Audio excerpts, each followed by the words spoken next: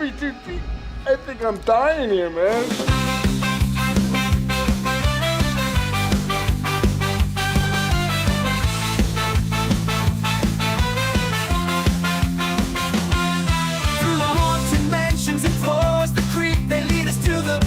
From which we dare not peek, a journey through fear in the realm of the night. In every word they speak, our hearts ignite with fright. Welcome to the horror show, the deep cut podcast, where nightmares come alive, ready to take their blow. Tune into the chilling delight on the airwaves of the night. Let the darkness grow.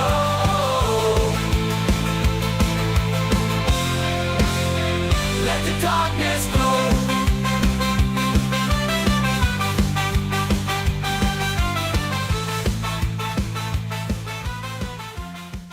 Aw, yeah, it's that time again for another weekly podcast with your hosts, Rotten Roger DeMarco and Evil Is Not Here.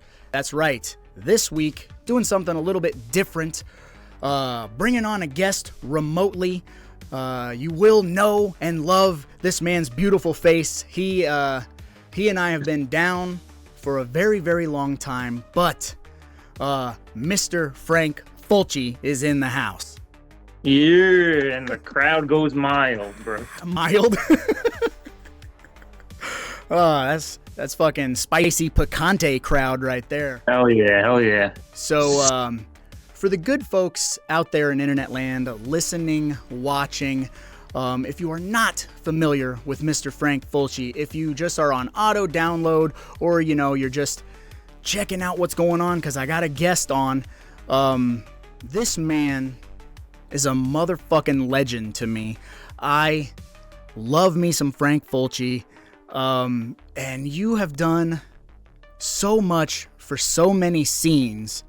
It's crazy, dude. A lot of people, like, whatever it is, like you eat a sandwich or whatever, but you don't know, it's delicious, but you don't know what goes on behind the scenes. No one's paying attention to what's happening behind the scenes unless you dig. And when it comes to horror movie reviews, or when it comes to horrorcore, the genre of music, you do so much for them, and I'm fucking loving that you're here, bro. Well, I want to thank you for having me, bro. I told you right from the start, I was like, I don't think I'm going to be a good guest at all, but if you thought so, and I'm happy to be here. But I don't know, it's funny that you say that, because like, I mean, we talk about it in, our personal conversations. It's like, do I actually do anything? Like, does anybody give a fuck? Like, oh, am I allowed to curse on this, bro? Dude, you just hear me cussing up a storm? All right, okay. Yeah, so it's like, I don't know, bro. Like, I think I have more, I guess the horrorcore scene is a niche, just like horror is, but horrorcore is even tinier. So I think I have obviously more of a influence, if you want to say, in that side of things. But I don't know. I still feel like if I disappeared tomorrow, if I just cut off all my fucking Facebook and Instagram and all that shit, took down the Wiki site, like, people would notice kind of soonish, but then it's like, they're on to the next thing anyway, bro. Like, I don't know. I'm going to interject and disagree. I want to say this about the horrorcore scene, because I was a part of it. Am I actively a part of it? I don't really know how that works, since I've been retired since 2012, but I do have that EP coming out. But hell yeah. Let me say, horrorcore artists, not sorry. A lot of them are fucking lazy. There is no work, no promotion. There's a reason that they're so underground, is because they're not putting in the footwork. And you, being who you are, you champion a lot of these guys, and you push them on a lot. You give them a platform. So without your reach, they stay in their little 3-block radius kind of a deal. And, some of these guys, they want to have that push, they want to have that drive, but they don't know how to do it. And that's where you come in, man. And you do a lot for a lot of people, for sure. Yeah, man, I try. Like I said, essentially, I'm trying to curate the scene, like, and it's funny that you say like the laziness and stuff, and like, I feel like that about humans in general. So obviously, it'll trickle down to the horrorcore dudes, and gals. Of course, there's females in the scene too, but it's like, No, there's not. bro, No. I've seen, like, I don't know, bro, how deep in the weeds we want to get about this shit, and I'll try to do my best without naming names, but like, it's almost like, did I do the right thing, like stepping forward and doing as much as I am? Because it's like, as when you're just listening to the CDs or the fucking streaming or however you digest your content, it's one thing, right? Like, you're just a fan of music, you don't necessarily have any interaction with the artist or anything, right? You're just listening and you go about your day. But then, with the advent of social media and all this shit, it's like, all right, now, especially dudes like hardcore rappers and stuff, not to shit on anybody's hopes and dreams, but like, they're just like us, bro. Dudes in their house, dudes in their basement, dudes in wherever. So they're more approachable, they're, easier to access. But then that comes with that is like, you start to see, some of these guys are kind of dicks. Like, when you start talking to them, even if you're just talking to them just about music, sometimes the interactions are like, I didn't really care for the way that went down. But then, like the lazy. Go ahead. Oh, I was gonna say, like, you kind of when you're that close to it, it's kind of like finding out that the Easter Bunny ain't real. You know what I mean? Some of these guys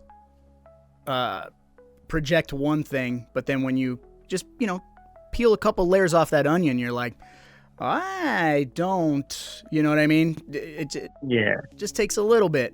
So. Right. That's why it's like, I love the fact that, like, I've gotten closer to some guys, and then other times I'm like, fuck, I wish I never even hit that dude up. It's like, going back to the laziness thing, it's like, bro, so I do the horrorcore site, and with that, I tried to tie in the horrorcore trading cards that I've done, like, at this point, total, like, the main line has 5 series, and then I've done a couple of, like, record label exclusive, like Shrunken Head Entertainment had their own deck.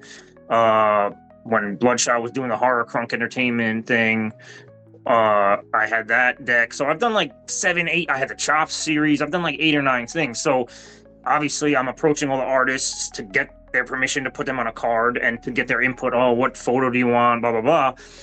Bro, lazy, bro? It doesn't even begin to explain. I can't even get some of these motherfuckers to send me a photo. Most likely answering me on your phone through the Facebook Messenger or Instagram, however I contacted you. So I'm assuming you have some sort of photo on there that's somewhat usable, like, or just take one. You literally are carrying around a 4K camera. That's what I'm saying, bro. Like, and it's like, when I say, "Kill, send me a photo," the response ranges from, "Oh, bro, I'm gonna send you like fucking 30 right now," and they do, to, "I'll get back to you," and they never do. It's like, bruh. Yeah, some people, man, they don't. I think it comes down to people who don't believe in their own brand enough to want that push. Some people are really comfortable being small. Yeah. As long as the people I'm around keep kissing my ass and tell me how great I am, that's all I need. And it's unfortunate, but we will circle back to horrorcore because I want to bring up the reason that I'm even sitting in this chair is because of you. Let's rewind way back to November 13th of 2013. Wow, this guy knows the day, bro. We released our first team written review on repulsivereviews.com.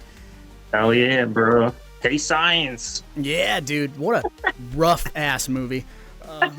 But, you had been a friend of mine for a number of years leading up to that because of the horrorcore scene, reaching out to me and talking to me. And, you're obviously a physical media collector, and I'm pretty sure I had sent you some CDs or something at some point.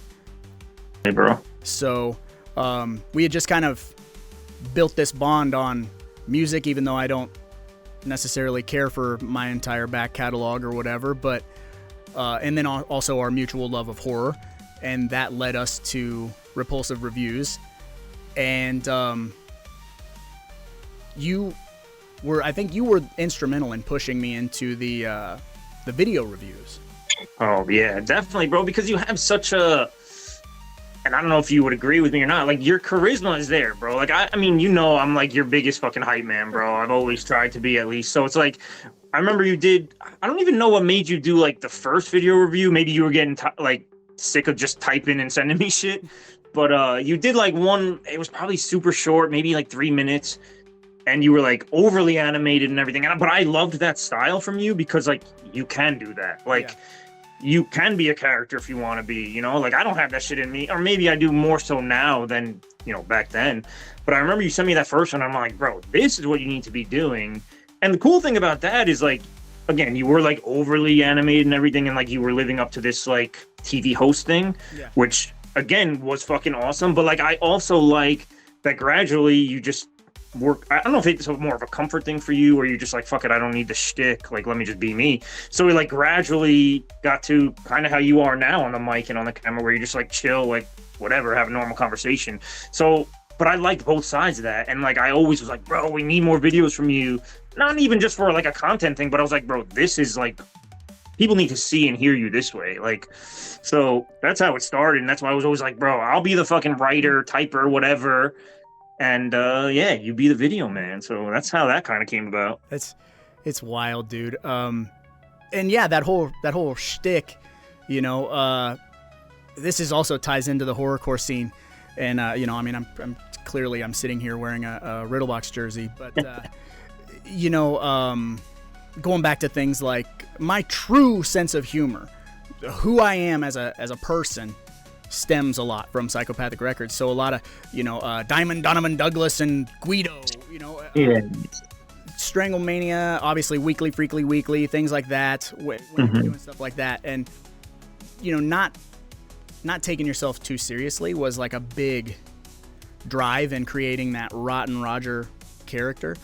But, of all the bullshit when it comes to talking movies and reviewing movies and stuff, to me, you're the one that, like, you've made it the furthest. Like, for people watching or listening, when you go and you buy a movie and there's, like, some shit on the cover and it's like, Joe says, this is rad, 4 stars or whatever. Like, you've achieved that. Like, you are that guy. People read your words and, like, they resonate.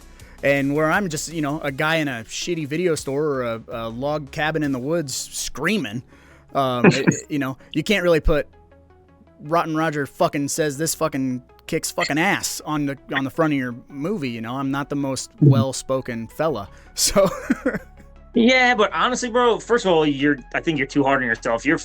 It's fine. Like, we're everyday people, bro. Like, the thing with me is like, yeah, I tried probably too hard to like be super professional. And like, bro, like you go to some of these, I don't know, I'm going to sound like a fucking hater probably throughout this entire podcast, but it is what it is.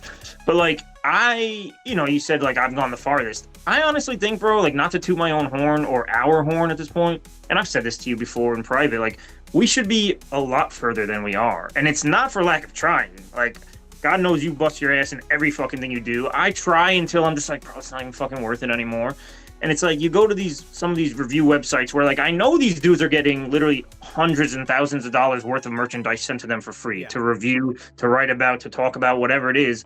They got, yeah, right. It's that, or like this, there's spelling errors and there's grammatical shit. And like, I know it's 2025, autocorrect and this, and like nobody cares about that shit. Like maybe I'm old school in that way where I'm like, bro, don't you know how to fucking spell? Like, so it's like, it comes down to all this stuff where I was like trying to be super professional, trying to like hit on points that actually matter other than dope, shitty, like trying to like, oh, the cinematography. Like, I don't know shit about cinematography, but if it looks cool, I'm going to remark on it, like, so I tried to be this guy that was like trying to go in depth and all this stuff, and it just never went anywhere.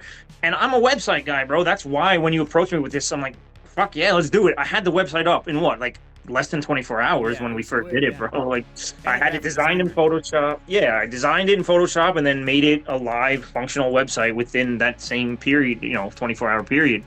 And so I always tried to like update it, make it good. And it's like the SEO. nobody cares about this shit. But like the reach just was never there, bro. Like, so I don't know. I kind of gave up because then it just felt like work as opposed to the fun stuff that we started it as. Yeah. And the site is still up if people want to go visit. Our first review is still there. Fucking the last Slumber Party review, team review, Ron Roger and Frank Fulci. Go read that shit. Hit up the fucking site. Give me some traffic over there because I think I still get ad revenue. Maybe I don't even fucking know, bro. Like it's like a penny every month, dude. That's yeah, just, if that, bro. Like that's why I gave up on that dream. It's like everybody wants to get paid for nothing. I'm actually trying to do some shit and get paid, and I couldn't. So right. it is what it is, because, bro. yeah, because we try to build a brand, right? And it's difficult, and also that kind of leads into the content you create now, which you do a ton of stuff. But we're gonna stick right off the bat. I want to talk about physical media. You know, we're old school, so we obviously are physical media collectors, which basically means we have like full-fledged libraries of movies in our houses. And, yes, sir. So they take up a ton of space, but it's all for the love of having them, being able to pull them off the shelf and you know, take a look at them. But that's essentially your main brand of content now is, you know, you're getting all of these crazy titles and taking a look at them, and you know, we're in this weird age where it seems unless it's a boutique label, big movies that come out, they're so bare bones and so pathetic, you know, unless you have a Scream Factory or an Arrow that's loaded to the gills with special features. But I don't know where I'm going with that. Well, it's funny, bro, because I don't know if you heard, like, again, I kind of just heard this because I deal with, you know, I'm a fan of pro wrestling and shit, but like there was a recent acquisition of Netflix. They bought out Time Warner and HBO and all this shit. Dude, like billions and billions of dollars. Yeah. So like now I see on Reddit in like various subreddits, like the horror collectors or the boutique collectors, like, what does that mean for physical media? Because like you're saying, if it's like a major Hollywood release or just a non-boutique release of a movie that is popular or not, whatever, then yeah, they don't really give a fuck. It's like, well, put out it on physical media because there are some people that care about it, but like, you know, we don't fucking put the love and care that Vinegar Syndrome or an Arrow or whoever puts into it. But it's like, are people going to even get that now, like moving forward? Like, if I know streaming has been a huge thing and it's just obviously going to continue in that direction, but it's like, I don't know, every once in a while there's more and more things that threaten the shit that we love, which, like you said, is physical media, whether it's Blu-ray, 4K. There's still people out there to do just straight up DVDs, which to me blows my mind. But listen, everybody has their own thing. I mean, I love DVDs, man. I get them for $1, dude. That's the thing. You were always like a huge proponent of DVDs, and I'm like, nah. I'm not even like a quality snob, but I'm like, if I can have the DVD or the Blu-ray, I'm gonna go for the Blu-ray. You know, like, but I don't know, bro. I'm scared that physical media is going to go away, but at this end of the day, it's like maybe that's better for our fucking wallets and our bank accounts, you know? Like, yeah, although, you know, I've started to notice even DVDs now, now it's like a hipster thing to, you should, you know, get rid of all your streaming and collect physical media. And I'm like, we were screaming this 10 years ago. Don't be on Netflix and all this shit. And now, when I was able to get DVDs for $1 at a thrift store, you know, they're up in price in $3 to $5 to $7. And you're like, yo, I wasn't paying. This is a $5 bargain bin DVD. And now it's $7 somewhere and it's used, you know? Water damage or whatever. You're like, what the fuck? It's madness, dude. But, so yeah, going back to that, like with Warner Brothers and shit, a most recent example is, I think it was Warner Brothers that just they did their line of like, they're celebrating 100 years, you know? It existed for 100 years. This drives Evil crazy. Evil Dead Rise came out on Blu-ray through Warner Brothers, and it had that like 100 years, celebrating 100 years. Not even a fucking trailer. Nothing. On the Blu-ray, bare bones, pathetic, like that shitty like frozen frame menu with the like blue buttons. Hate that. But then just the other day, I saw Arrow is releasing Evil Dead Rise. It took, 3 years, and now we're getting like a giant special edition. But like, Warner Brothers fucked up. Why wouldn't they just... I don't know, man. I mean, and that shit happens, and it's like, you know, there's two sides to it, right? It's like, oh, that's awesome that we're now getting a better edition, you know, that it deserves. But again, you don't know that. You can't tell the future. So when Evil got the Blu-ray or whoever, and I don't even know if I have the Blu-ray of that one, but I digress. It's like, yeah, you look forward to some of that shit, or at least I know people like us do. You want to see the interviews. You even, like you said, not even a fucking trailer, not even a, this got cut from the trail. Like, I don't know, bro. It could have been anything, and it would have been better than obviously fucking nothing. So yeah, I don't know. I fucking hate when they do that.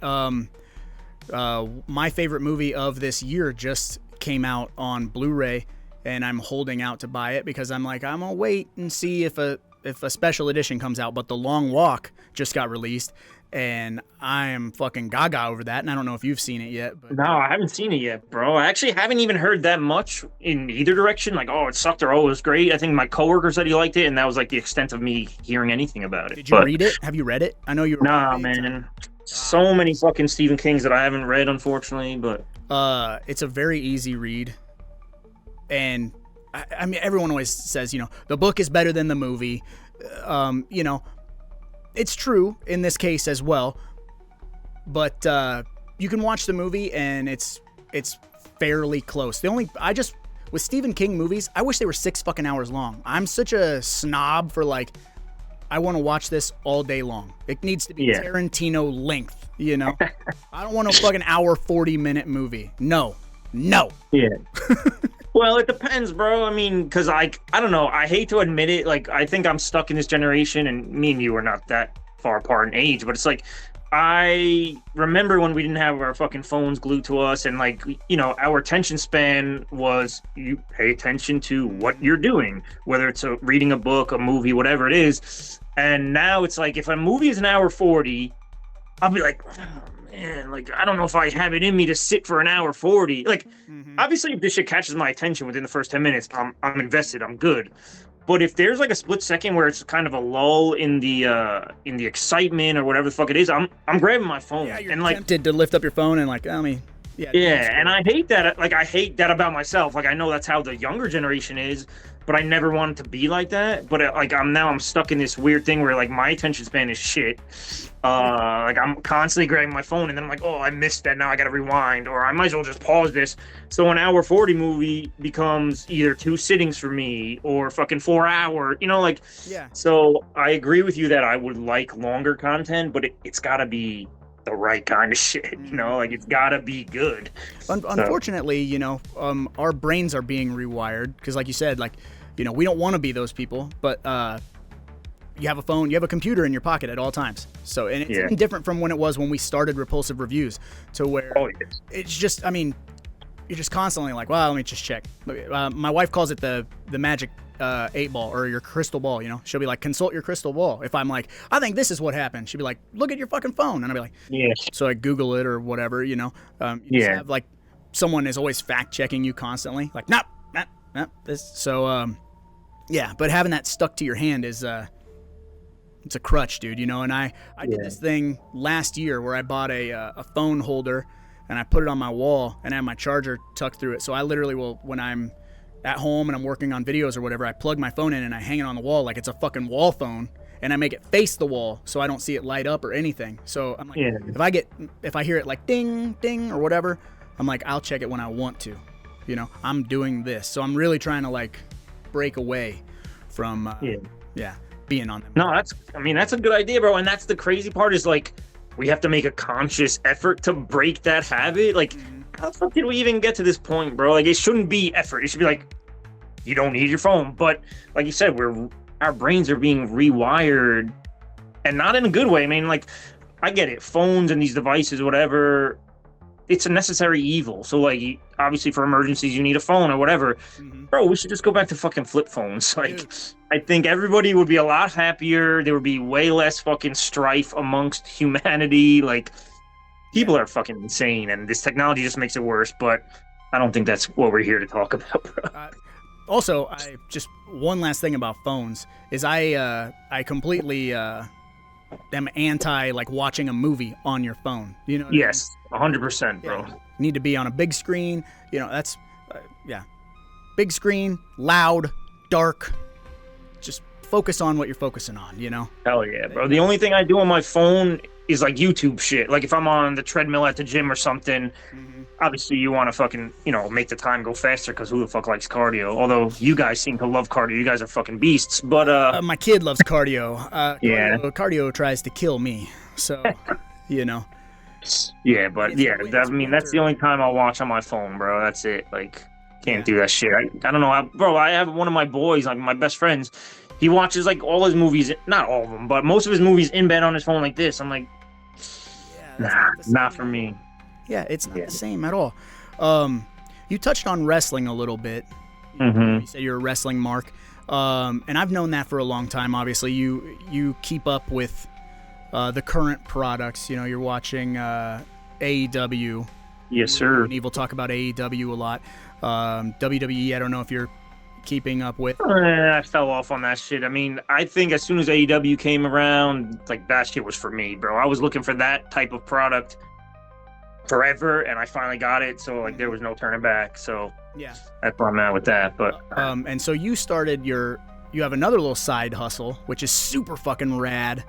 And it has to do with wrestling, which is super cool. And again, we're giant man children, you know, that's why we have whole rooms filled with movies. That's why we collect NECA figures and all of these other things is, you know, because we're kids at heart. And I think it's important to not lose that. And your new gig definitely like plays into, this can be for kids, but it's also a little bit more for us like super geeks. So hell yeah. Wanted to kind of pick your brain about why you decided to do that and, you know, like what's going on with it. So Raj is talking about my 3D printing stuff, I'm assuming, correct? Ringcraft 3D up. Yeah, hell yeah. Ringcraft 3D, which I just came up with within seconds one day. I don't have it officially copywritten or anything like that, so somebody's gonna steal it by the end of this video. But bro, that shit kind of came about by accident almost, which I guess a lot of things in life, whether good or bad, kind of do. But so when I first started, I started 3D printing maybe like 2.5 years ago. It's fairly recent. And I was doing just cool little things around the house, like a fucking Q-tip holder for my bathroom, just like little cheapy things. But I was fascinated by this, where you can take a design from the computer on a file and then physically print it out so you have a tangible thing. Own it, yeah. Yeah, and it's fucking incredible. So like I was doing that, and then like I started like, all right, how can I'm creative, bro. Like I don't usually give myself enough credit, but like I need to be doing something creatively. So I started learning how to design stuff on the computer that I can then 3D print. So I'm really going from scratch, because a lot of 3D printing people and people that even have their own striving 3D printing businesses, they don't really print their own designs. They just steal shit off of different. Yeah, there's like a repository online. You can get any STL file and then print it. Are you using Blender? What do you use? I tried to do Blender, and that shit is like so hard, bro. So insanely hard, and like you need hours and hours and millions of tutorials to even do anything in that. A VR headset to be really good at Blender, I think would help someone like us. Yeah, that would be awesome, actually. But I use it. It's actually like the simplest form of 3D modeling, and it's called Tinkercad. And you just go to tinkercad.com, like it's literally in the browser, and it's essentially makes it so that you're breaking down anything you want to build or design into basic shapes. So you start with a sphere, and then you take a fucking square and you change the dimensions and whatever. Long story short, I could talk about this shit for hours, but like I started doing that, and I started doing horror stuff, which is what we, you know, that's our bread and butter, or at least what we want it to be. So I was doing like the main thing I was like, man, I could sell these is, you know, we were talking about physical media on my shelves. I don't know if I have any that I can grab. They're throughout the room, but I have like little shelf dividers, like, so I don't know how, I think you just alphabetize your movies, but I do it by company and then alphabetize. So I have my Screen Factories over there, I have my Arrows on that side of the room, and I know where they are. But if I wanted to pretend this was a real video rental place or have people come in and they're looking for Screen Factory, I made a shelf divider where it's just like a little black slide in and out divider with the Screen Factory logo on a tab. And it's just a fucking cute, cool little thing to put on your shelves. It's badass. So I was like, bro, I could sell like I made it like a pack of 6. Tell me what logos you want, and it was like $36. Like, help me cover the cost of the material because you gotta print on plastic and electricity to use the machine, whatever. Dude, I sold him 1 pack of 6, and that was it. And I'm like, okay, like, Yeah. on to the next thing. Yeah, like, well, so here's the deal. Just like you said, someone would steal your idea, steal your company name by the end of the video. Yeah, someone will see that you're selling that and go, I'll cut it out of cardboard, or they'll do either a completely lazy version of it, or they'll just steal your idea and use CAD and do it themselves. And I mean, we live in that world now where everyone is just like, I'll do it myself then, fuck it, or I'll steal it, or whatever. So it sucks. Which is funny because in the beginning of this video, we were talking about laziness. So it's like, you're lazy to do one thing, but then you want to steal my shit and put the effort in to do that. So pick your fucking lane, bro. But, so the way it started morphing into wrestling related stuff, again, like I mentioned, was like just got by chance. I had, bro, like you said, we're fucking man children. I collect wrestling action figures still.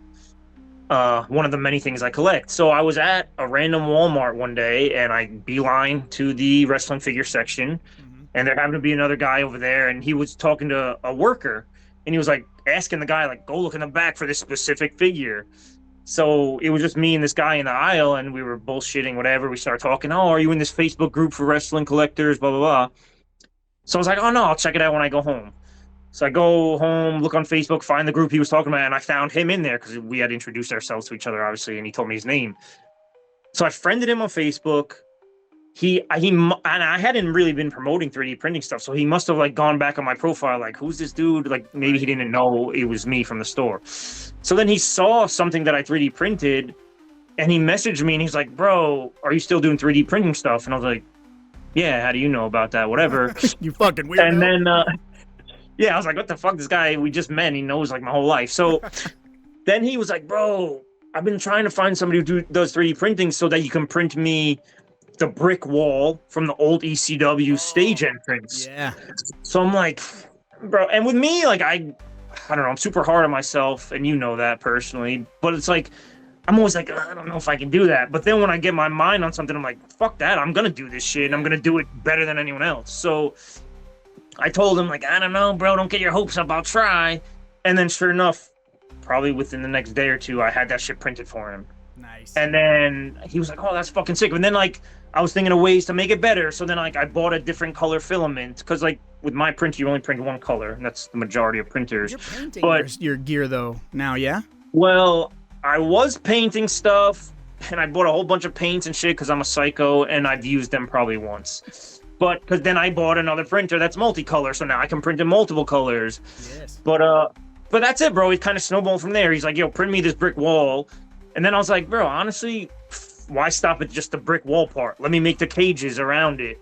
And then let me make the fucking lights, which he didn't even ask for any of that stuff. Once I showed him the cages, then I was like, bro, just wait and see what I'm doing.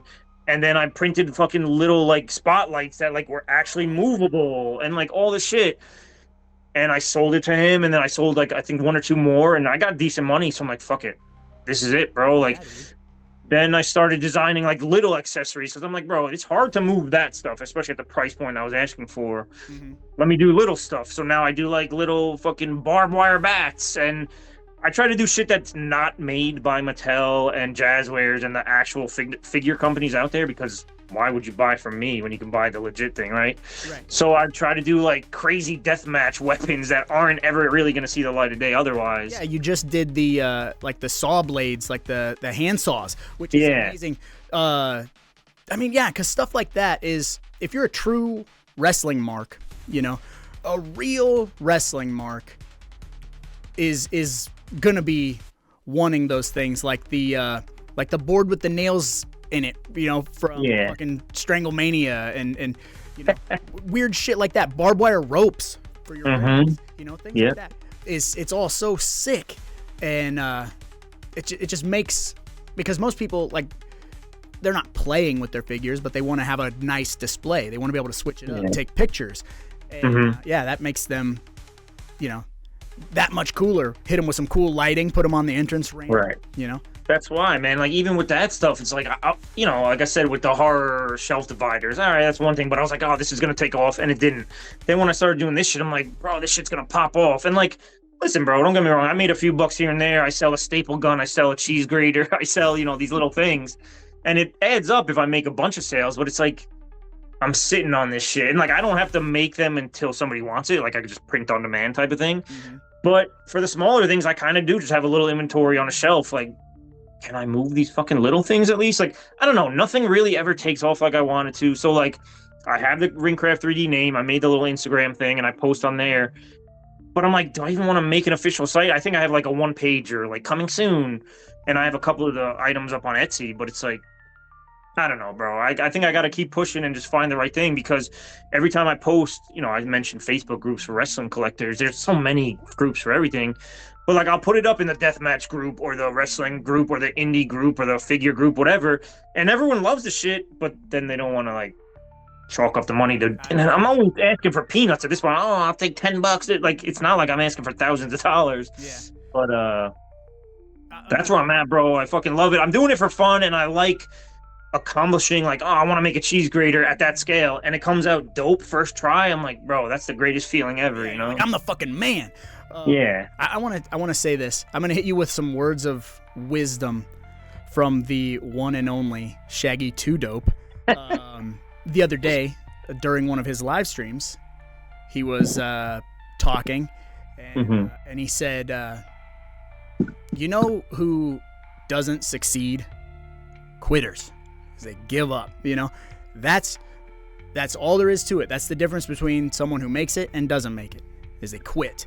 And you and me both are relentless in our pursuit of, and it has nothing to do with fame or fortune, you know. It's just it's turning something that you're passionate about into an actual gig, into a job that you like to do. And it's like you said, you know, at some point when you're writing reviews, it starts to feel like it's work.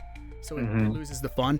And, you know, 8 years ago or whatever, when I decided to start writing reviews, I was like, this is perfect. If I could turn this into a job, talking about movies, like I'll never get sick of watching movies. And now here we are, you know, I'm going to be 42 42. Jesus, too many punches to the head. 42 in June. And it's like, you know, like a movie really, I have to be like in a mood to watch a movie.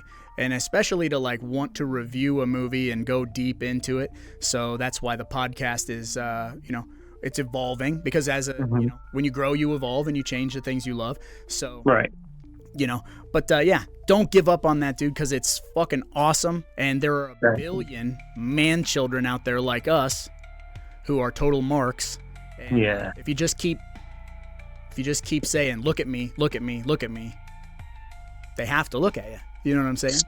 I hope so, brother. I hope so. I mean, like you said, bro, we keep evolving and stuff. So, like, you know, something that went from horror to wrestling. And then I tried to combine two, and I was making little, like, Jason Voorhees as a wrestler. And, like, I was trying to make little action figures, and that shit didn't pop off. So I'm like, fuck it, on to the next thing. Like, I'm always, like you said, evolving, bro. So something's got to pop off. Same with you. But I think it's good for, like, bro, for your audience, for example, like, maybe they don't want to hear just about movies either, you know? Like, right. I think it's cool that you're able to still be yourself, still be the Roger that everybody loves, but then start talking about some other shit. I mean, horror is always going to be there, bro. Like, we love this shit too much for it to ever fully go away. Yeah. And the cool thing is, like, you're introducing people to different forms, maybe. You know, like, bro, when I started my channel, and it still is, I mean, I took a little hiatus, but it's always been, here's my haul of horror movies or horror in general. You know, there's so many things that people can collect that are horror, but nobody fucking knew about horrorcore music. That's crazy to me. Yeah. Yeah. Well, I mean, different communities, you know, like if you're a movie collector, you're a horror movie nut, you probably are focused specifically on that. So you're not thinking about like horror music. So yeah, I guess I get it. And that's the thing. And maybe if they did know about it, it was, I mean, I think another thing is like me and you are not only horror fans and movie fans and however you want to break this down, but we love music in general too. Like, not all the music I listened to was horrorcore. I listened to fucking metal, rock, a little bit of country, as much as I don't want to admit that, but all sorts of shit. and people didn't. I don't think people. Obviously, not everybody, but I don't think there's a lot of people that are like super into music that like they discover other genres. So I think you probably found out about ICP the same way I did, and it was through wrestling. That's how I found out about them. For me, it was my cousin. I've told this story before, but I've never told this to you. My cousin took me and my best friend to the theater to see Scream in December of '96 when it opened. And he was driving us. He had this little tiny S10 truck, so all three of us are crammed into this truck. And he's like, you guys love horror movies. He's like, you got to check this out. Like horror rap. And he put in Riddlebox. And he had he still has it, which I beg him every chance I get. I want it from him. His Riddlebox is the one that's got the Head PE sampler like attached to it. Oh, So shit. like Okay. I think it's After I'm Coming Home. Then there's like 3 Head PE songs on there. But Damn. He played that for me, and we had like a half-hour truck ride. So I got like halfway through the album, and I'm like, this is fucking awesome. We watched the movie. The ride home, we listened to the rest of the album, and I'm like, can you make a dub of that for me? So he recorded it onto a cassette for me. And then Nice. I just became a mark. I'm like, well, now I need this, I need this, I need this. And then that's how I found like Isham. And then and then from then, that's when I discovered local horrorcore rappers, and that's kind of what started my, my whole career. Oh yeah, bro. So that's the point I was trying to make. You made it for me. It's like you said, you went from ICP to then Isham to then you expanded. I don't know if there's a lot of people that do that. So, and that's why I was saying like we love music in general. So we find one thing we like and we're just like, yo, there's got to be more of this out there. Mm-hmm. So with me, it was I was probably fucking 10 or 11. ICP. All of a sudden, they're on my TV because I'm watching Monday Night Raw with my brother, and they come out with the oddities. And I'm like, who the fuck are these guys? And like, for the longest time, I didn't even know Shaggy's name because however they said it, I'm like, what are they saying? I can't even understand. Shaggy, what? So, yeah, then I was like, so we only knew of the oddities theme song. So I'm like, all right, that's pretty cool. So then we're seeing them in WWF Magazine and all the shit. So then my brother... I mean, this was obviously before streaming and all that shit. We must have went to fucking FYE or Coconuts or something to get physical CDs. And my brother, I think the first one he got was Great Malenko. Mm-hmm. And bro, I said I was 11 years old. My brother's 2 years older than me, so he was 13. No 11 or 13-year-old should be listening to the shit that ICP is saying. But we fucking loved it, bro. Like, because it was edgy. You know what I mean? Yeah. It's different. It's Hell not yeah, like your bro. typical, like when you listen to like, California Love or whatever, you're listening to like gangster rap. It's all pretty much, every gangster rapper pretty much has the exact same song. It's all the same. So when you listen to ICP, and that's what, I don't know whether you classify yourself as a juggalo or not, but you know what I mean? Like when you listen to ICP, there is no, they're okay. It's like, you either are like, this is fucking garbage, I never want to hear it again, or you're like, my life changed, I'm painting my face every fucking day. You know what I mean? Like, you become that. And, so, like, especially that era, because, they're huge. They're on WWF, not WWE. Mm-hmm. And they're in between albums. So they're in between Malenko and Jekyll Brothers at that time. So Malenko had all that controversy and everything. So that's like the perfect time to discover them, dude. They were bro. Huge. And then, and like I had mentioned earlier in our like talk here, like shit just happens by happenstance, bro. Like we saw them on wrestling, which we were watching anyway. Mm-hmm. Then my brother gets the CD, and then I was always more into music than my brother anyway. And again, this was before the internet was what it is now, so it was a lot harder to find like-wise shit, like-minded shit. So like. Mm-hmm. I don't even know how I started realizing there was other shit other than ICP that was like that. Like, I didn't even know what horrorcore was. I didn't know that term. Right. I considered them, like, for lack of a better term at that point, and now there's 8 billion subgenres. But back then I was like, this is like rap and rock, just because of, like, their attitude. It was rap music, but their attitude and, like, their edge, like you mentioned, I was like, this has to be considered rock, no? Because I was a metalhead already at that point. Yeah. So, but then, like, just doing the research I was doing on my fucking, I don't know, we probably still had dial-up modem at the time. Oh yeah. I heard about, like, I learned about Twisted from the ICP records, and then from Twisted, I learned about ABK and Blaze. But then I was like, oh, ABK used to be called something else, Native Funk. What the fuck is this? From Native Funk, I found Crazy Clan. From Crazy Clan, I found that Twisted used to be called House of Crazies. Yeah. From House of Crazies, I found out about Soul and Scraps being Half-Breed. From Half-Breed, I learned about, oh, there's other groups that don't even have people associated with these guys. Sick Side, LU Cypher, Simpkin Heights, fucking Mad Insanity, like all this shit. I'm like, bro, my young mind was fucking blown away. And like, that was before I even like horror movies. I was like scared of shit as a kid, but I was loving this music. Dude, Bro. so while you're explaining this actively, my son is the one running the 1s and 2s. My son is actively going through what you were describing. Yes. You know, because he's collecting physical media. He's collecting CDs, and he started with Insane Clown Posse. So he's like, I'm getting this and getting this. And I told him, I was like, bro, it's just like me, because I'm rebuying this shit for the 3rd time because of all the disasters that have happened in my life. This shit is a never-ending rabbit hole. And, you know, because some of these things are so long out of print and they're collectibles, and yeah, you can go on YouTube and fucking listen to it on YouTube Music, but that's not the same. But like you're saying, you've discovered Twisted, and so like with my son, it's like, oh, okay, so who are these guys? Well, you got to check out this album and this album at least, you know. And then it's like, okay, well, then they did a track with this guy. Who's this guy? Okay, I got to check out his stuff. And then you just this spider web just goes and goes and goes forever. And like you said, like then it leaves Psychopathic, and then you're like, well, fuck, they did a song with Mac 10. Who's Mac 10? And that's not even horrorcore, but you know, like, you're like, okay, so you're over here, and then it just never ever stops when you're a music head, and you're like, you know, and of course you're gonna find some shit in there you don't like, of course, yeah, you know, but you're curating, you're building your musical taste, and like I've never been the type to like, I only listen to this, you know what I mean? So like, it's just a never ending, expanding. It's so fucking wild, dude. Yeah, dude, it's fucking awesome. And the cool thing is, like, all those things that were dope when we were younger, like I mentioned, the Simpkin Heights, the Bedlam, the Sick Side. Bedlam likes fries, I hear.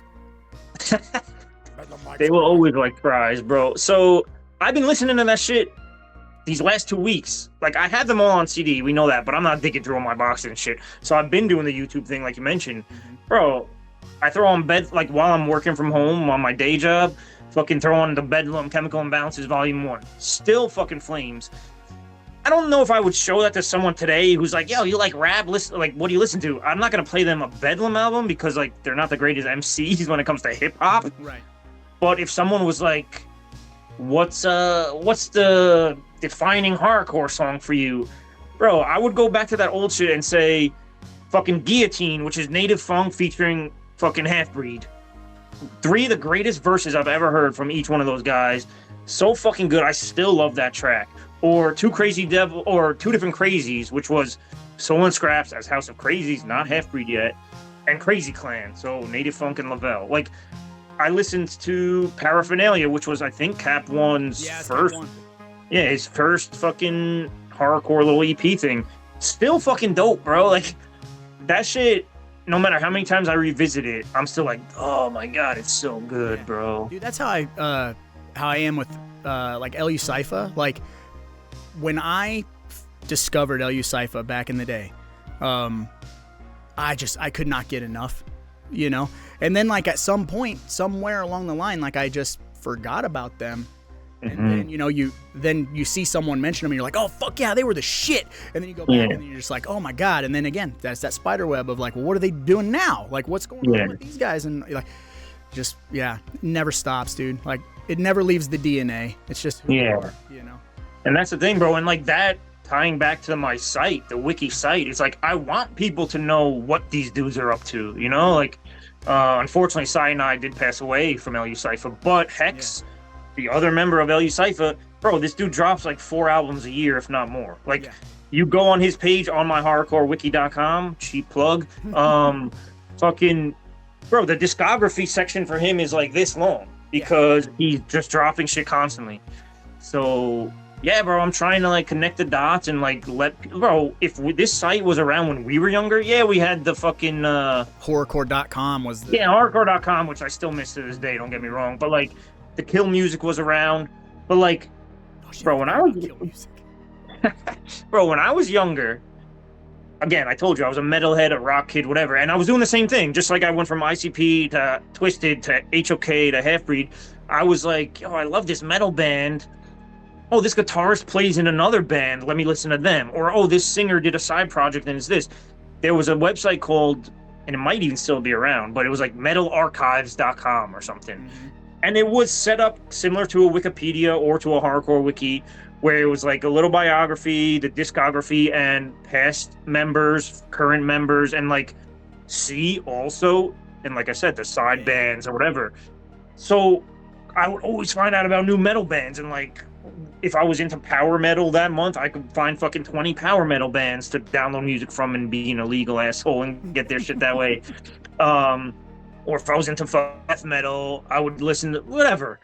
And so bro, this many years later, come full circle, I'm like, bro, I'm doing that for horrorcore. Like, you guys never fucking heard of ICP? All right, well, here's the fucking main draw of the genre. Like, no questions asked. But then see also fucking Violent J solo shit, and then see also Psychopathic Riders, and see also Dark Lotus, and then from Dark Lotus you see Twisted, from Twisted see also Jamie's solo page, see HOK, see fucking Sam Hain Witch Killers, see whatever. Mm-hmm.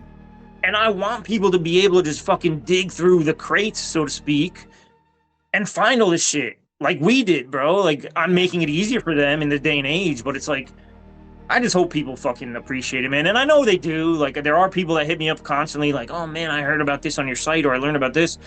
But that's why, like, I don't think I could ever take that shit off the internet, bro. The same with repulsive reviews. Like, nobody goes to that shit, but the site is still there. I haven't done a review in fucking years, but I keep it up. If people want to find it, they're going to find it, and hopefully they like what they find, bro. Well, and speaking of that, like, this is a cheap plug for me. Let me just, little segue. Going back to like wanting people to find music, right? This whole resurgence of me deciding to put out an EP is because of a little tiny group of people scattered in Teston's records, you know, and I didn't know who these motherfuckers were. I don't know anything. I'm just a guy. I live in my own world. I got kids, a wife, and all this shit. Mm-hmm. I'm getting hit up and they're like, hey man, can we, like, we're a small label and we're into like preserving horrorcore, past horrorcore that's like forgotten, lost media, and like, you're one of the goats. And I'm like, I know I'm not. I'm a fucking, you know, I recorded that in an attic, like, whatever. But they were like, your albums are so dope. Can we re-release them? And then like, so we'll put out cover art, we'll do this, we'll do that, and you just give us your PayPal and then you'll get money. And I'm like, I don't have to do anything and I get money? And they're like, yeah. I'm like, then yes. Yeah. That's totally fine. So they re-released all my stuff, and they've been doing that for a bunch of old school guys.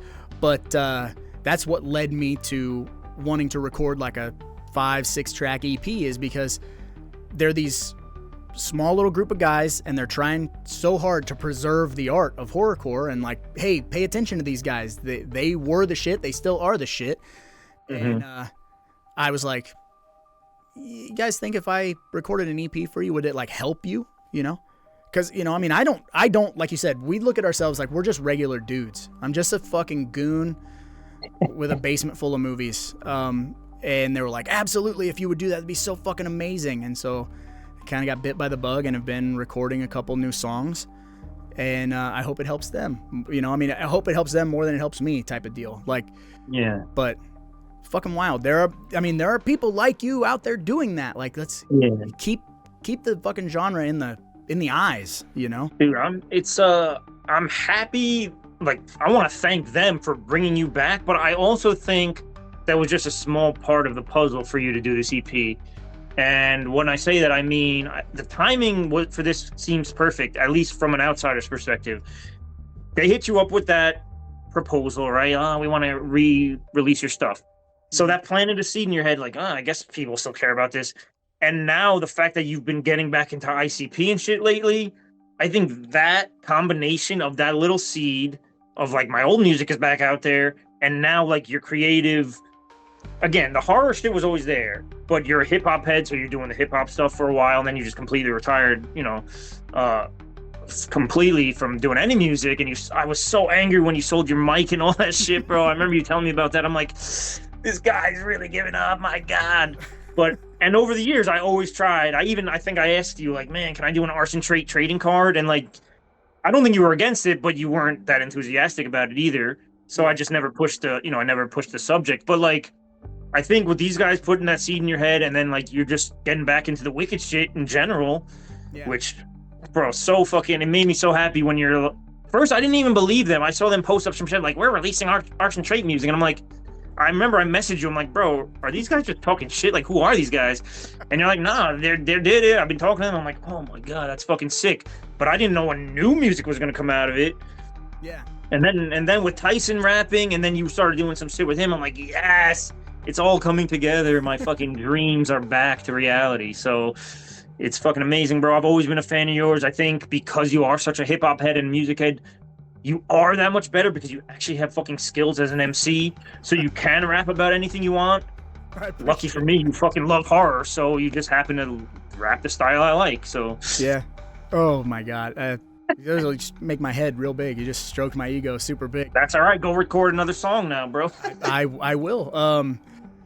But yeah, so like a lot of things did kind of fall into place with that because I don't know if you saw one of the episodes of the podcast. I interviewed Germ from Lyrical Front, Lyrical Front's a local rap group, and they came up with me. They're young kids, and I kind of like, would teach them how to rap. Like you say the ABCs to beats, so you can land on, and but they last year one of their members unalived themselves. I got to be careful how I say those words. Yeah. So the two remaining members of Lyrical Front, Germ and Nate Payne, you react to tragedy differently.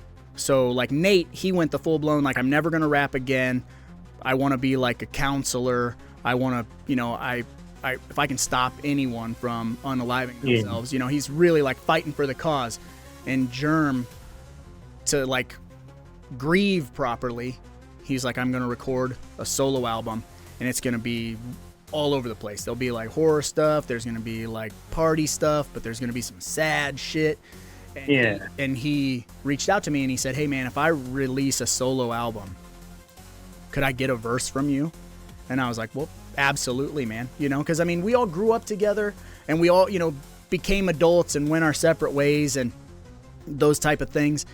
And when the homies call, you know what I mean? And it's like, hey, I just need you, And I was like, well, yeah, dude, like, come fucking spit 16 for you in your closet or whatever.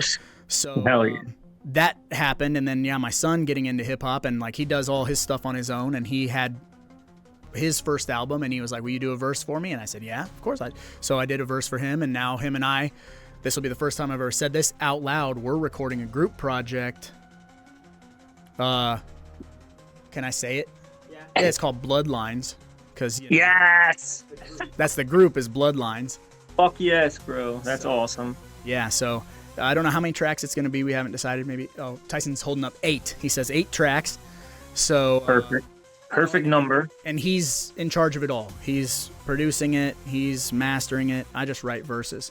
So, but it's cool. Again, it's something that I get to do, and I get to do with my family. But the ICP stuff, I'm gonna thank my wife. Because, like I said, we've been married for fucking ever. And she was like so anti-ICP when we got together. She'd just be like, I can't listen to that. Like, so like if you're going to listen to it, don't listen to it around me. I don't like it.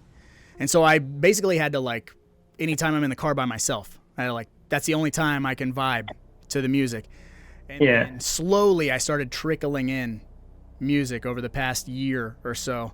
And she'd be like, that's not bad. That one's not bad. That's not bad. And then I kind of had to break it down, like, why don't you like them? And it was like, well, because it's all about murder and, all this. And I'm like, yes and no. So then I like curate. I picked, like 10, 11 songs, like, listen to these. Yeah. Because there's a little bit more to it than that. And then she was like, all right, I'm in. And so then it made it to where, like, everybody in the family is in, so I don't have to hide it. Which Hell is nice, you know. So feels good. Feels good, like it's, you know, I don't know if it's midlife crisis or what, but you know what I mean. It feels good. No, I think it's destiny, bro. It's me nagging you every once in a while, every few years. Hey, you want to come back?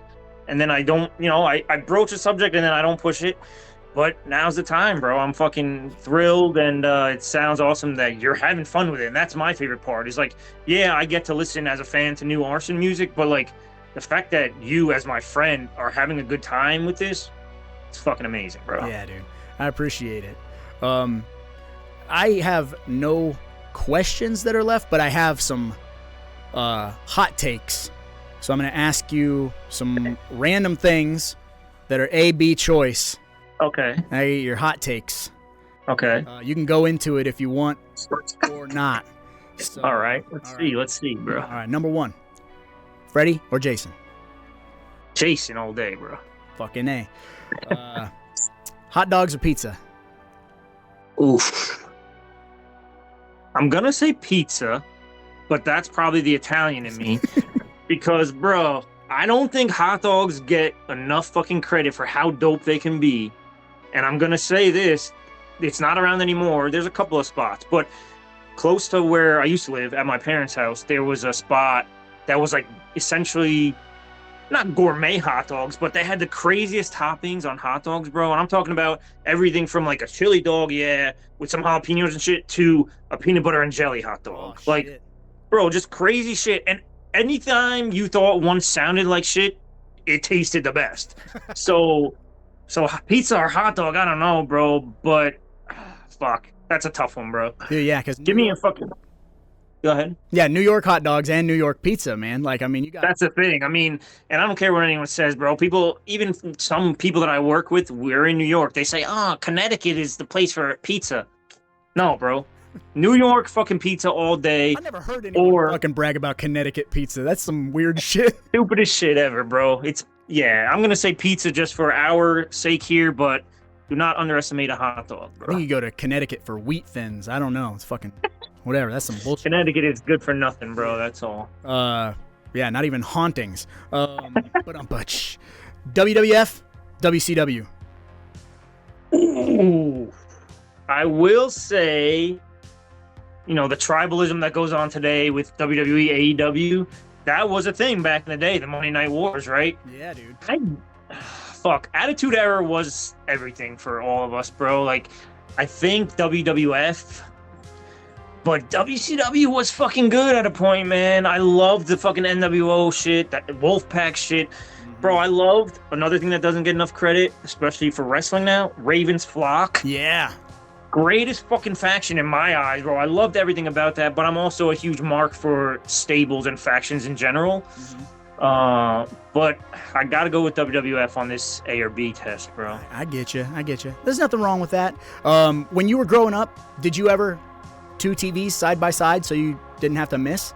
Never 2 TVs, channel changer, bro. We would watch, you know, at that time, Nitro started at 8 and Raw started at 9. So you know you're getting a full hour of WCW first.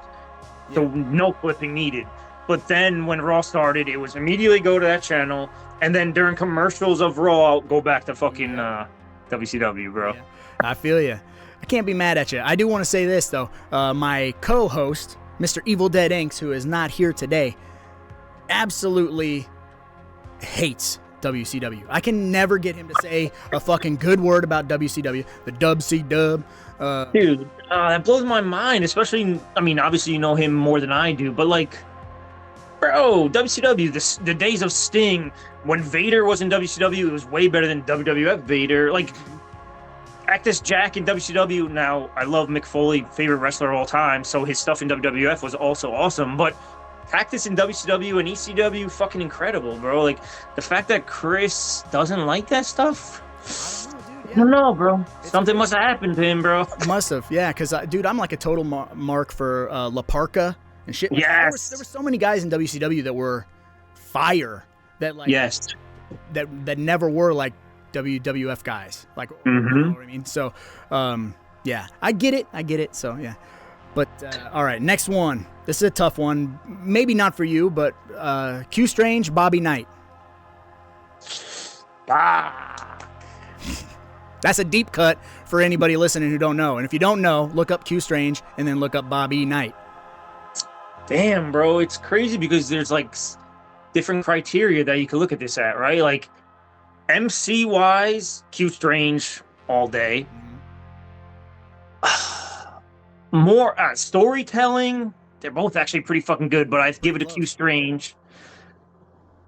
I don't know. For me, at the time of learning about both of them, I think Bobby Knight, although all records point to him being a fucking terrible human being, but music alone, I gotta go Bobby Knight, just for my personal fucking opinion, bro. I have not heard. I don't know any of the hullabaloo about him being a bad guy, so that's not good. Trash human, bro. He's ripped me off for money. He's ripped everybody off for money. He's not a good guy. The edge. You still gave him the edge. Look at you, see? Non-biased up in this motherfucker. That's what I'm saying, bro. People out here, they don't know, man. Yeah. I'll tell you this. I'm a massive Q Strange mark. I push Q Strange on my kid all the time. I'm like, Creation to Execution's like one of the best horrorcore albums of all time. Yes. I was a big Bobby Knight mark when I was on Cutthroat because the person who ran Cutthroat listened to them a lot. And, now when I go and listen to Bobby Knight, really good stories, excellent production. Yeah. But the older I am, his voice grades on me a little bit. Dude, I actually really still love his voice. Again, it's not something that I can, in good faith, show to people like, hey, listen to this shit that I think is dope, because they're going to just laugh in my face. But that aside, I still do personally enjoy it. I was just listening to fucking White Cross's album again the other day, Six Side, Nice. But of the personalities of Mark, the real life man, I think Frankie Frank is way better, bro. Hell yeah, dude. That's what's up. All right, this is another horrorcore, I suppose, hot take. Isham Brother Lynch. I gotta go Isham.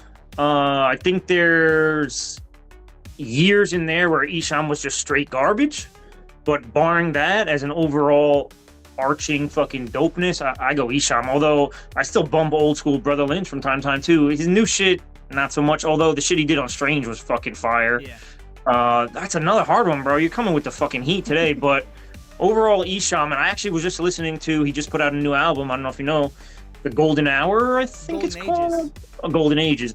And I only listened to like 2 or 3 tracks, but starting off pretty good, bro. Pretty good. I was gonna ask if you'd listen to it. I skimmed through a couple minutes. I was really curious about the production, because Isham is known for, like, he has a very specific sound, and the couple of tracks that I skimmed didn't have that Isham sound, so I was a little nervous. But again, we're old heads and we're used to the way it was. It's really hard to accept when things start to change and people start rapping over modern beats that I'm not overly fond of, or switching the flow a little bit, so they sound modern or whatever. But I'm gonna give that album a full go through. But I also agree with you on the Isham tip, because Isham had about 15 years where he could not miss. And I think Brother Lynch has Season of the Sickness, and a couple tracks here and there that are real fire. But yeah, I hear you on that, bro. Yeah, that's why I definitely give the edge to Isham on that one as well, man. Hell yeah, dude. All right, this is for the 80s babies. Hulk Hogan, Ultimate Warrior. I gotta go Hulkster, bro. Yeah. Have to do it. Again, but the record shows that neither one of those guys was the greatest humans, but we didn't fucking care about that shit growing up, bro. We were watching Warrior coked out of his mind run to the ring, and we were watching Hogan do his 3 moves that he knows how to do, and that was it. That's all we needed. But Hulkster, bro. I don't care what anyone says. Also, mic presence, because he was intelligible, was Hulk Hogan. So, I mean, he might not have been as cut as the Warrior, but he did carry WWF for a number of years. He was the face, so. Yeah. For sure. Agree 100%. Hogan knows best, if you will. All right. This is tough, even for me. So, Scream Factory Arrow. Ooh, you know why that's tough? Because they release a lot of the same shit. I think for me, and I don't know if it's like a weird loyalty thing. I'm gonna go Scream Factory, and the reason why I brought the loyalty thing is, even though they never sent me anything ever again, my first real like boutique label things to review when we started the website that I got was 6 titles from Scream Factory, from the PR guy running it at the time, and then I could never get anything ever again. So either he hated my fucking reviews, or he just hated me as a human, or whatever it was. But I think that little like, oh my god, that really started my movie collecting like crazy hardcore. And I think that's how I learned about boutique labels in general, was like Scream Factory. Like, to me, I still, if I fucking hear about these companies, like, listen, bro, I own everything. Synapse, Severin, Arrow, Scream Factory, fucking Vestron, all this shit. 88 Films. Scream Factory is still my favorite, and I still get the most like childlike. You know, I redid my movie room recently, which is what I'm sitting in now, and I'm looking at my Scream Factory shelf. That's the shit that I get the most excited about, bro. Going over there and like trying to pick a movie to watch. And it's no secret that a lot of my shit is still shrink wrapped because I don't get time to watch movies every fucking day. But I'll pick a new one, take it out of the fucking wrap, even though it's been on my shelf for years, and I'll go watch it, and it's fucking amazing. So Scream Factory all day, bro. Long-winded answer there, but hey, nothing wrong with that, man. And also, I think they got it's petty, but I think they got the edge because they got Devin Whitehead. yes. And Devin Whitehead's art. Not often will I just buy a movie because it gets new cover art, but my God. Yes. Every time he draws something, I'm like, you win. You win, Yeah. you know? Couldn't agree more, bro. He's fucking incredible. Yeah. So I got 2 more. And since you had said, like, you know, you don't really have the time to sit and just watch movies, you know, that's why a lot of stuff is still shrink wrapped. Because we have lives, you know, we have things we have to do. Otherwise, we would get really big and out of shape if all we did was sit on our couch and watch movies. So you brought it up at the beginning of the podcast, but weights or cardio? That's a no-brainer, bro. Weight training all day, every day, bro.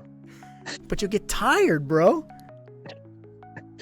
Bro, fucking weight training, baby. That's right. I'll squish you. Yeah, exactly. I mean, listen, as I get older, I know the importance of cardio, but I still fucking hate it. Yeah. Well, dude, I don't think anyone enjoys cardio. Like, I'll say, you know, my son, he never gets tired. His gas tank is through the roof, but it's because he does so much cardio. Every day when he does cardio, he's like, I hate running. You know, they want him. They've asked him to join track or cross country, and you know, he's like, no, I don't want to run for you. Like, I don't run because I like to run. I run so I don't get tired and get punched in the head. You know. Yeah. No, there are definitely benefits, bro. And the smart man would say it's cardio, fuck weights. But I don't know, bro. Just as much as I grew up, bro, like you said, we're man children. Like, I grew up, and we talked about it a lot here. Fucking professional wrestling, these larger than life jack dudes, comic books. You're not gonna see a fat fuck superhero unless it's the Blob.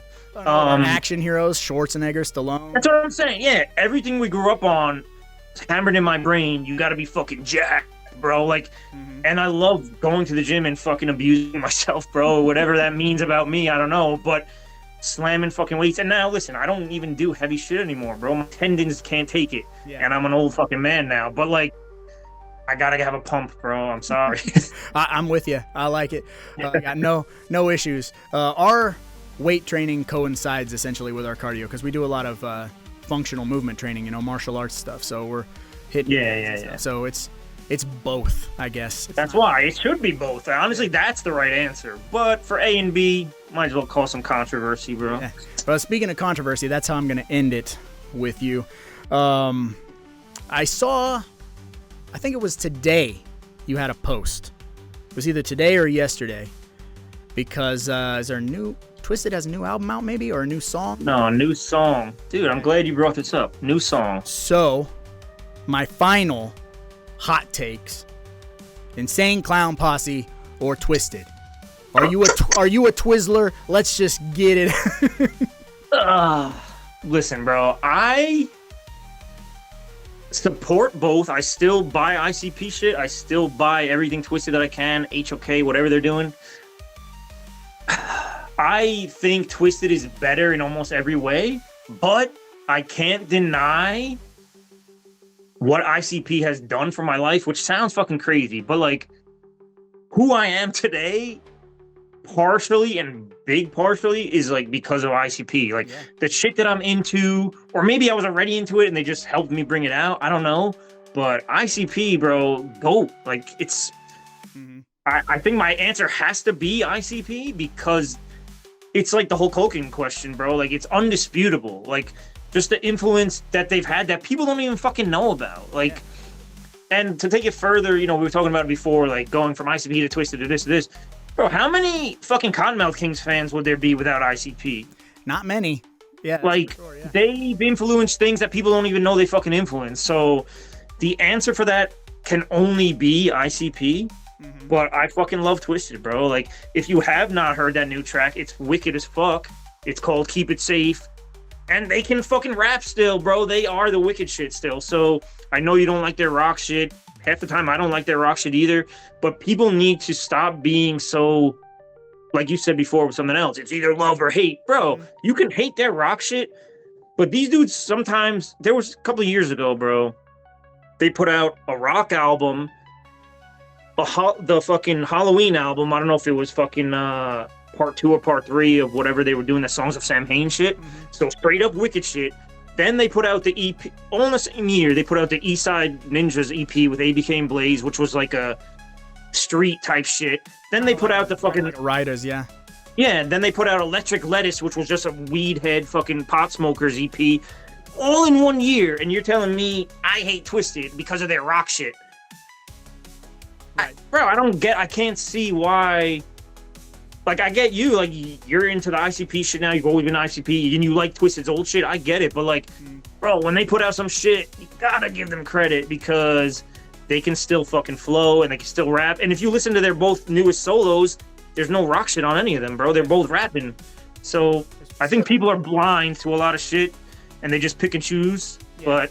Well, I think a lot of that has to do, and that's where some of the negativity comes in, because I think a lot of it is just, like a blind follow, which is where, you know, I mean, going back to the Cottonmouth Kings thing, ICP did a song with Cottonmouth Kings called Think For Yourself, you know what I mean? And it's kind of, you got to do that. And that's where growing up and being an adult and having a mind of your own really, you know, as opposed to just, I'm influenced by this because this is everything, you know? Yeah. To where you can step back and go, yes and no. Like, you can tell me that this person's bad or whatever, but if I think they got a banger of a track, you know, it's kind of like the Victor Salva argument, like, you're not allowed to like Jeepers Creepers. Like, no, I am. I just know Victor Salva's disgusting.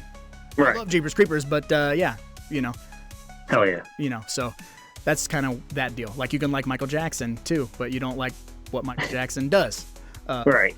Exactly, bro. There's so many people, and there's so many people that we're never going to find out the truth about that we enjoy their artistry, you know? Like, it is what it is, bro. I'm with you, man. I can separate the two, you know, the real life from the art or whatever. But I get it. I get everyone's perspective, so. Yeah.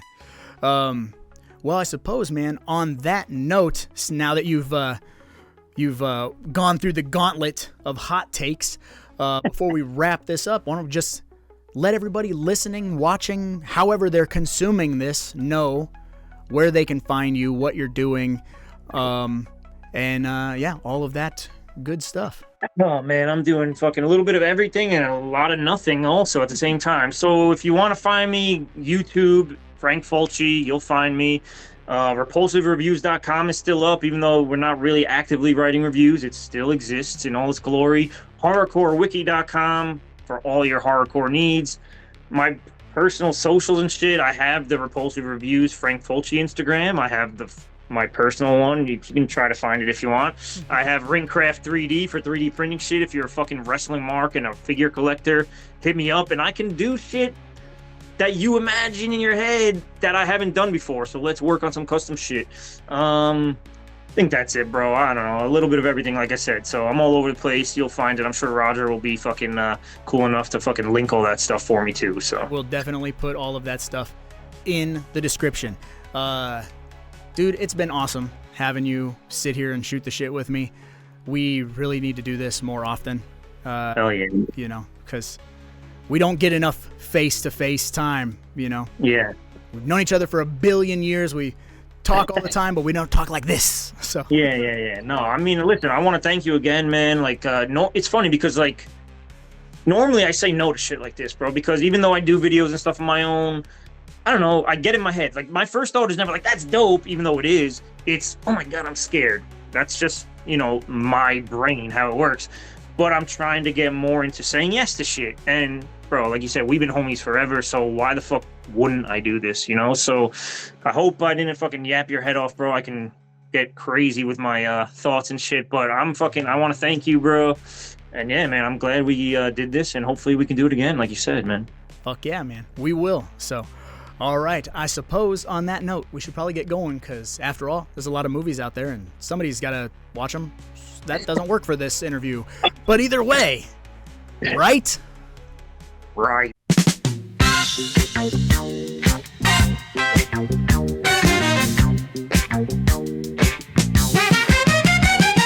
Thank you for listening to the Deep Cut Podcast. We sure had a blast trying to make you all laugh. You gotta set your reminders and get ready to geek, 'cause there's a brand new episode every 2 weeks. Now that you're done with the show, leave a comment on that shit and let us know your movie prop pick. Find it on Spotify with tons of episodes. Excellent shows that'll make your head explode. Every 2 weeks there's a new episode, so rate us and subscribe to the Deep Cut Podcast. Every 2 weeks there's a new episode, so rate us and subscribe to the Deep Cut Podcast. Every 2 weeks. Every 2 weeks.